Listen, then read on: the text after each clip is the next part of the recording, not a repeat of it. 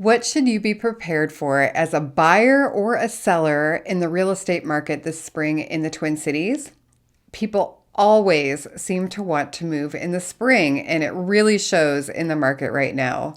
The market in the Minneapolis area feels like a switch has been thrown by the real estate gods somewhere in the past couple of months. Those gods seem to be wanting to be entertained by watching real estate agents jump through hoops, and we're performing. I'm Mary Schumann. I'm a realtor in the Minneapolis area, and I'm an accomplished hoop jumper. This month, rather than inundate you with graphs and numbers, I'm actually going to do a little bit of a storytelling festival right here on my channel. I'm going to tell you about the transactions that I've had over about the past month and a half, because I think that the story that these transactions paint is a little bit clearer than anything that numbers can give you. In this time, I've represented 5 buyers and 1 seller, and they all sought very different things and encountered different circumstances in their purchases or sales. I hope that this gives you a clear look at what's happening here from a practical standpoint and what can I expect point of view. Or maybe it's going to be clear as mud because all of these experiences are different from each other, and every scenario that you encounter is going to be a little bit different. So you can take that away. The thing is that circumstances for the buyer and the seller, as well as what segment of the market that you're in, are going to really dictate how your purchase or sale goes. So if you're thinking about moving here, though, I do have a free relocation guide. It's in the description box down below this video, and you're welcome to download that if you like. Please reach out with questions. I'll do anything I can to help you out. Okay, let's go. In all of these cases, you can imagine yourself being on the other side of the transaction. So if I'm talking about a buyer, you can imagine it from the seller's point of view. And that way you can kind of get a fuller understanding. So buyer number 1 was a cash buyer, and they were relocating to Minnesota from out of state, and they were right about at the median price range. They wanted a single family home in the suburbs and had a very flexible set of criteria. Like, they didn't care if there was more than 2 bedrooms. The main thing that they wanted was to be settled in and out of temporary housing very quickly. They looked at various areas of the metro. They picked one that really felt most comfortable to them, and then they narrowed down their search from there. They were cash buyers, as I mentioned, and they found 2 houses that they thought would work, one in a more typical suburban neighborhood and one that was kind of a little cottage that had been completely redone and was in a really adorable little town that has a bit of a vacation village kind of vibe. And that village is called Matomidai. And I need to do a video on this place because it's adorable and you'll love it. Anyway, the typical suburban home was the one that appealed to them first. And that was the one that they made their first offer on. And they made that offer at slightly above asking price with an inspection, but the sellers couldn't meet their preferred closing date. So they passed on that home. And that's when they found this little cutie cottage.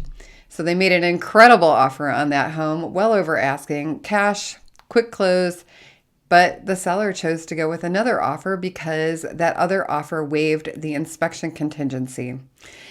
Something went sideways because the agent on this cottage called me trying to get my buyers to come back in, and I just looked and I now see that they closed right at asking price. So we escaped something, but in the end, I think my buyers are happy with more square footage in their home, a great yard for their very beloved dog, and they probably ended up in exactly where they needed to be. Buyer number 2 bought a small 2-bedroom single-family home originally listed at $300,000, and they got it for $270,000 after it was on the market for 128 days, which is absolutely unheard of. This is well under the median price for the 7-county metro area. The median price for all homes overall is $425,000 for single family or $395,000 for previously owned homes. The house was in great condition. It looked good inside as well as being in a really sweet neighborhood. This house is really just a little cutie, and the seller priced it incorrectly and had to wait it out and take a lower price. The thing that I love about this story is that occasionally you can find someone that makes this mistake with a great house, and they've already burned through so much of their buyer pool and been rejected by all these buyers that were like, no, I'm not going to pay $30,000 more than it's worth. And then We swoop in. I like swooping. Listen, it's not enormously common right now, but this does occasionally happen, and luckily it happened for my buyer. Buyer number 3 was another relocation buyer coming from out of state, and they wanted historic charm. They wanted to be in one of the great accessible neighborhoods in Minneapolis or St. Paul. And a priority for them was that they wanted to be in the city. They wanted to have access to things that they loved, like coffee shops, playgrounds for their kids, good restaurants, sidewalks, and they wanted to have historic detail and a little bit of square footage. The one thing that they really wanted was hills, and that's pretty funny because Minneapolis isn't exactly flat, but asking for hills is kind of, you're limiting your options. But hills made them feel at home because where they're coming from, a hilly environment felt like home to them.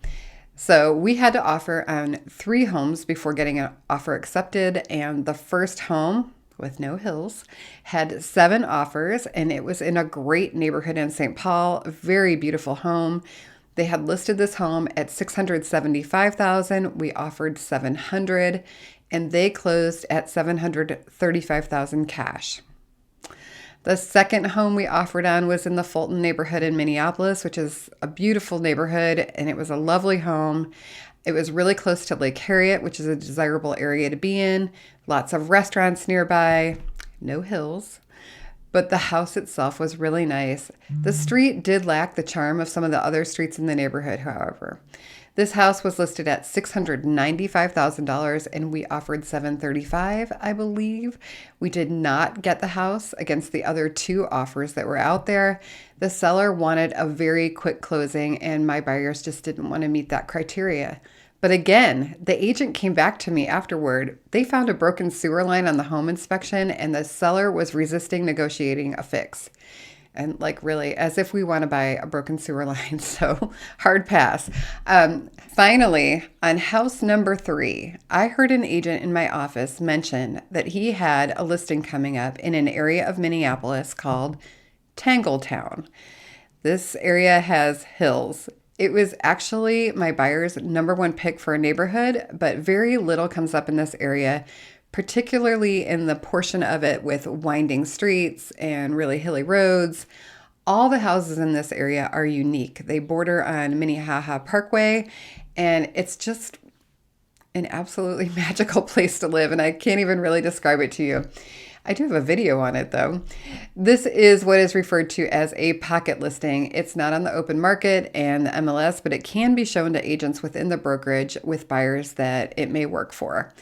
This was the one. I really hoped that they would feel that way too because this was a storybook house, steeply pitched roof, high up on a hill, private, large lot, large actual house, very charming. And they actually loved the virtual showing that I saw before it went on market and scheduled a quick trip to see it in person and make sure. We were able to do this because the house wasn't being shown to others yet, although they did decide to go on the market anyway, even though we were like ready to offer before it went there. The house got multiple offers. You can't blame the seller or the listing agent. I would have done the same thing. But my buyers were aggressive and they won this one. And it is just gorgeous. I'm excited. I'm really envious. It's a beautiful home.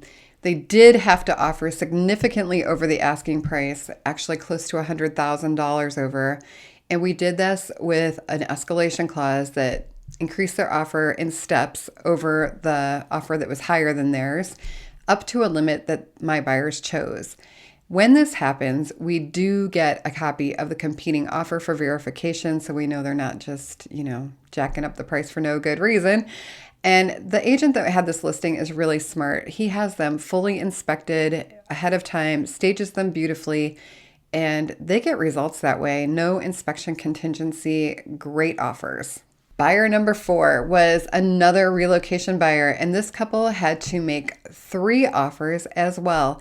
They knew exactly which neighborhood they wanted. They were pretty easygoing, and we looked at a bunch of what I would call interesting fixers. One of them had access to the upper level through the only bathroom. whatever. These fixers would have been probably much easier for them from a financial point of view, at least out the gate, if not in the long term while they fixed up everything and found undiscovered issues. But after really having their hearts broken 2 times, I can say with confidence that they don't regret not getting the first 2 houses because the one that they ended up with was absolute perfection for them. I think this is a theme. This always happens. And the interesting thing is that I always tell people that. And because they're in the middle of stress and worry and emotion involved with their search, it's really hard for them to believe me in that moment. And then it happens and it's magic. And I'm delighted. All right, buyer number 5. Okay, yes, another relocation buyer. This is kind of my group, my people. This family came to town to look around and check out houses, knowing that they may or may not get a home on this trip. And they were fully prepared that they may have to find some interim arrangement after their home where they came from closed. So we only looked at 4 houses, I believe, and 3 of the 4 were a little, I'm going to call them shaky. They had hoped to keep their budget on the lower side of things, and when they saw what was available in the school district that they wanted and realized that they would have to really stretch a little bit to get there and get a nice house, they were able to do it. They decided to do it. When I see photos of listings, I can tell for the most part if it's going to be a good or not so great house. And so I had a vibe on the 3 shaky listings before we actually went into those, but I also had a good vibe on the last one. And the vibe on the last one was, this is going to be good. And it was. I loved that house immediately, and they did too. Strangely, no one else had offered on it despite it being on the market for 5 days, which is forever. It was like it was waiting for them. We were able to offer asking price with full inspection, and there were some things that came back, and we were even able to negotiate concessions from the seller. And I love when this happens, and it is rare lately. This turned out to be a super fast, happy ending for this family, and I'm super happy about it. So my seller story, the last one, this is a little 1-bedroom condo, and it is an awesome unit. I love it. Someone's going to snap it up and be so happy. It's bright, sunny, top floor, hardwood floors, pet friendly, has a garage, you name it. And this one is just not selling quickly. It's still looking for its new human to move in. Condos have a relatively flat value over the past year or so, and the supply of them is high while buyer demand is low. There is currently a 3-month supply of condos in the metro area, so not the incredibly busy seller's market that we see with single-family homes. And I think that should give you a flavor of what's going on here. Hold on to your hat if you're coming to buy. And if you're selling, hey, good for you. You're going to come out on the happy side of things. But let me know if there's something I can do for you. I'm happy to help if I can. Thanks for watching.